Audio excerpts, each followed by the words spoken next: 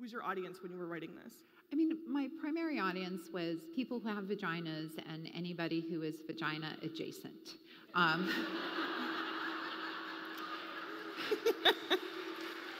Which should be most of us.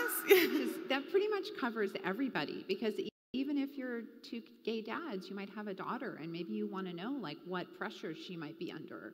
So I think that I was in the office and I had had a day where I had had patient after patient come in with just myths, and they'd done things to their body or avoided care, all because of myths or misinformation. And the information had either come from some dude or online or their mom, a friend, or maybe even, sadly, a doctor. And I explained, took the time, explained what was incorrect and what they needed to do instead.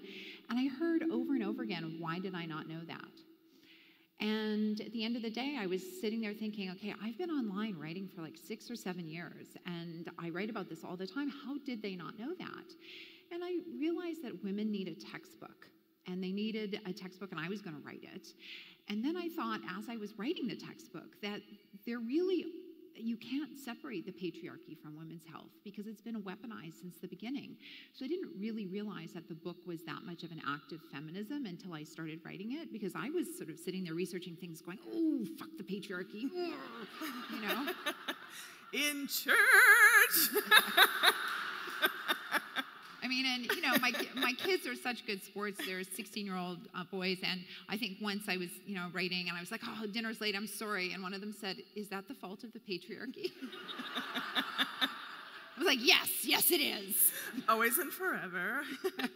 But you end and begin your book by talking about your vagenda.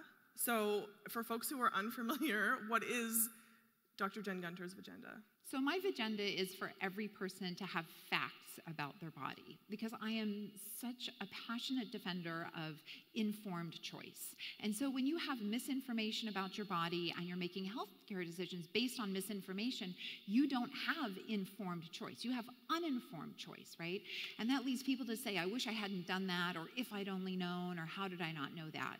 And so I just wanted everybody to have the facts, because I trust women to make decisions with their bodies. And if you have all the facts and you choose to do something that I wouldn't choose to do, well, it's your body and it's your choice. But I think the majority of time when people make healthcare decisions sort of about their vaginas or vulvas that they end up regretting, it was because they had uninformed choice. Because knowledge is power, and you can't be an empowered patient without facts. The core tenet is that women's bodies are toxic, that a uterus and vagina is toxic, that menstrual blood is dirty. I mean, in multiple religions, women are excluded from services. They can't, or in many cultures, they can't come into the kitchen when they're on their menstrual blood. They have to go to menstrual huts. And this crosses religions, it crosses cultures. And it's fascinating to me, this idea that menstrual blood is somehow toxic and women are somehow unclean. Because if you had got pregnant, that blood would be what would be nourishing your embryo. And you wouldn't feed toxic blood to an embryo, would you? Right? So think about it just with common sense. There's no possible way, without using even any science, that blood could be dirty. There couldn't be. And even, back in ancient times, I'm sure they understood that lack of periods meant that you were pregnant. So but if you want to marginalize half the population and they're doing something that's visible, that's a pretty effective way. And so that's why I think it's so important to say menstrual products, to say what it is, and, to really understand that whether you are a religion and you're excluding women, or whether you're, say, my pal Gwyneth Paltrow and promoting... How is she doing? Yeah. And promoting vaginal steaming, which is to clean the toxins from your uterus, right? That's just the patriarchy. That's what a lot of wellness is. They take all these patriarchal fears. So if since the beginning of time, uteruses and vaginas have been dirty, we've been held by this standard of you have to be virginal until you're reproducing, and then you have to reproduce pretty quickly and shut up about it, and then have menopause and go off to a field and die, right? I don't know. I'm just kind of summing up the patriarchy in one sentence. And so if you have this idea that is the core tenet of the patriarchy, and now you're saying that you're wellness. And so what are the words that they use? Pure, clean, natural, wholesome. I mean, that could be an advertisement for an organic tampon. That could be an advertisement for America's Next Virgin Bride. So it plays off those patriarchal fears, which I feel for women especially, it's so deep-seated because we have been judged since the beginning of time by our uterus and by our bodies being toxic. And here they are just playing off those same toxins with patriarchy. And so what the wellness industry is doing is taking these patriarchal ideas, packaging them in glass bottles and putting on pink bespoke ribbons and calling it empowerment. But really, it's just patriarchy by another name.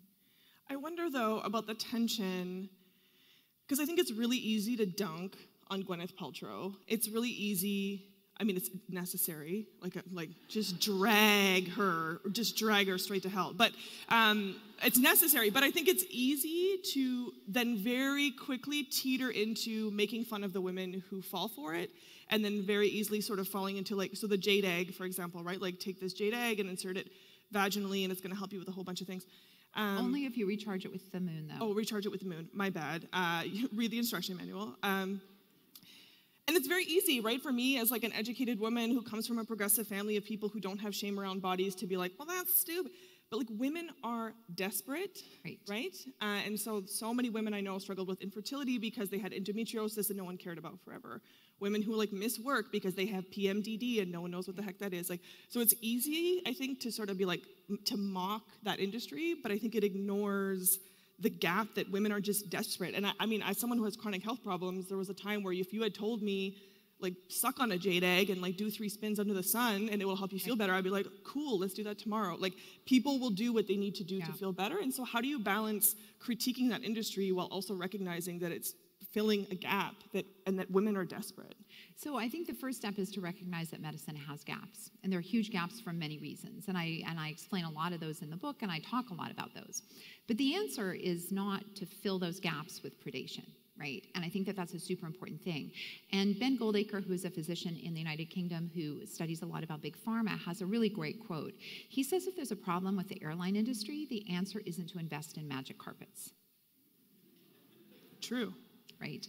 So I think that what I like to do is I like to hold the predators accountable and explain that exactly why they are predators, because they're making false claims about health and taking your money, and they're preying on people being vulnerable because of the gaps in healthcare.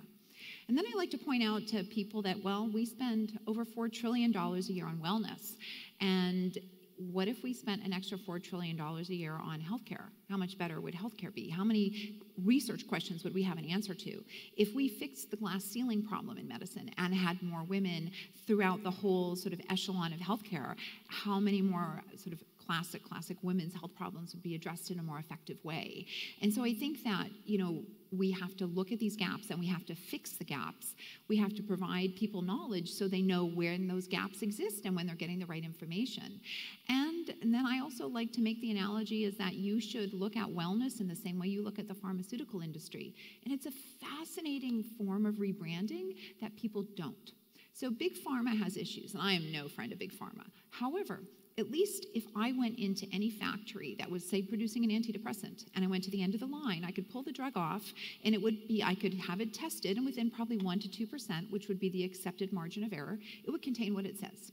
And there would be studies saying that this drug is effective. Now, also it's true, there would be studies probably saying the drug is less effective that the company repressed. But there's some data, and I know the drug is pure. You can't do that with any wellness product. They're not studied. About 70% of supplements are contaminated, and they're making false health claims. And so they're actually worse than big pharma, and yet they're given a pass. And there's a fascinating sort of set of terminology used in, the art of rhetoric, the art of sort of forming, sort of debate and conversations. And there's these what are called God words and devil words. And God words are words that... You're in the perfect place to talk about God words and devil words. I know. Here's the big atheist giving you a lecture on God and the devil. But God words are words that we all want to think are good, that we are always going to err on the side of that's a positive. So wellness, that's a God word. Whenever you hear wellness, we think, oh, that's great. Agency, those are words that are all God words. A devil word might be, illness, which is what medicine deals in, right? So medicine, by default, is always dealing in devil words. Abortion would be another devil word, which shouldn't be. It should be actually a God word, but it's been branded that way. And so I think that once you start thinking that wellness is exclusively using that language, you see how highly effective it is. I mean, wellness is an industry. It's not there to help women. And that's the point that I always want people to sort of have that judgment when they're looking at it. But I would never, like, when I write posts about, whatever has gone into a vagina and why and the problems, and sometimes I'll get people saying, oh, well, there's, how stupid that is. And I'm like, wait a minute, that's not. What happened was somebody had real symptoms. They weren't able to get their questions answered. And they went to what they believed was a trusted resource. And that trusted resource lied to them. So our ire should be directed towards what was, quote, quote, the trusted resource. Be that big wellness, be that the book, Our Bodies, Ourselves. I mean, women don't randomly think of stuffing vegetable matter in their vagina. Our Bodies, Ourselves suggests garlic and yogurt as options for yeast infections. So everybody thinks that's a trusted resource. So I think it's super important to sort of take everything apart and see how are people actually getting to that. So then you can say, well, there's a problem here, there's a problem here, there's a problem here, and then how can we address all those problems? Your vulva, is made to withstand blood, semen, feces, urine. If Right. Victoria's Secret underpants were going to undo that whole thing, then, human beings would not be around because vaginas would have broken down a long time ago. And again, it's so obvious to me, but to just hear you repeat again, vulvas evolved. Yes. It's why that's so basic, literally basic, and yet it blows most people's minds to hear that. Because it's this whole, again, this patriarchal idea that the vagina and vulva are dirty and toxic, and so you got to keep them clean, right? You got to keep clean, you got to prep them for men. I'm like, well, no, that's not how it works. They can prep themselves for me, sister. I'm just saying. Wash him and bring him to my bedside. It's like...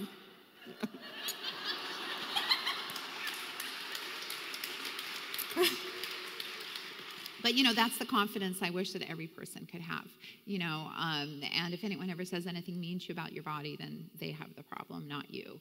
Because I think that's also, why I dedicated the book to women who had horrible things said to them. Maybe I'll read that dedication. Yeah.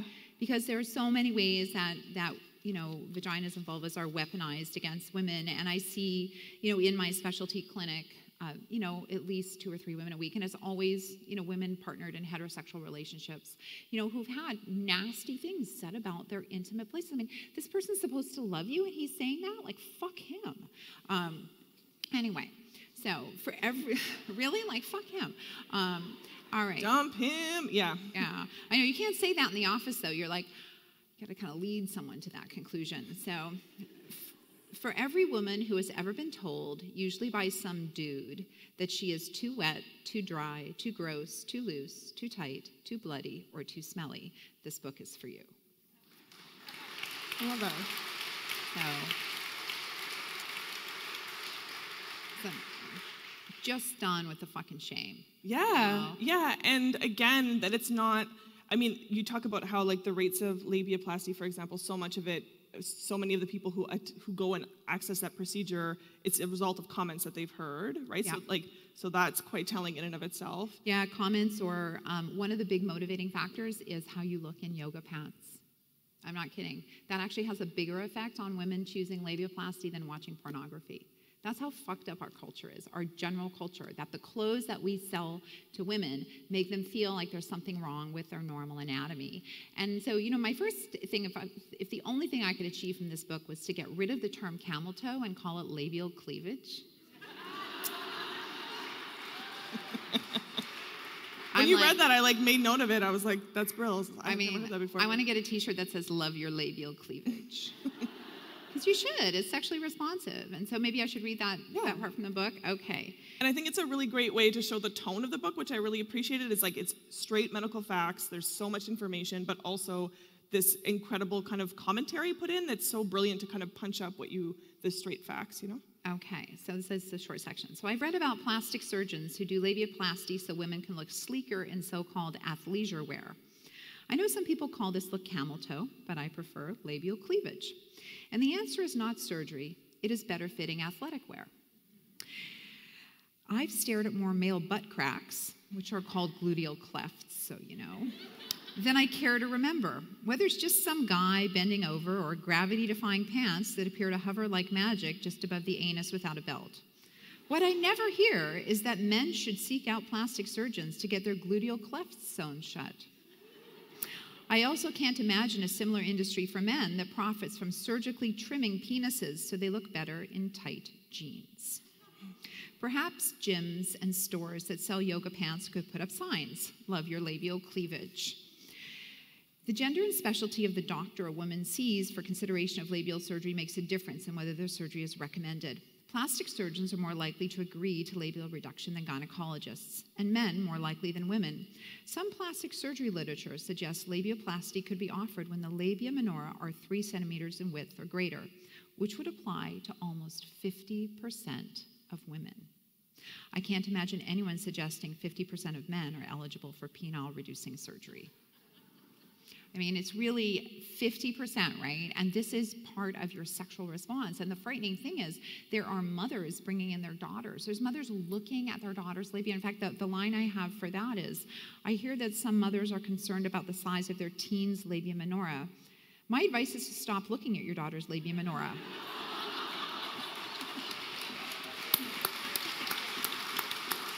Stood up. Yeah, right now.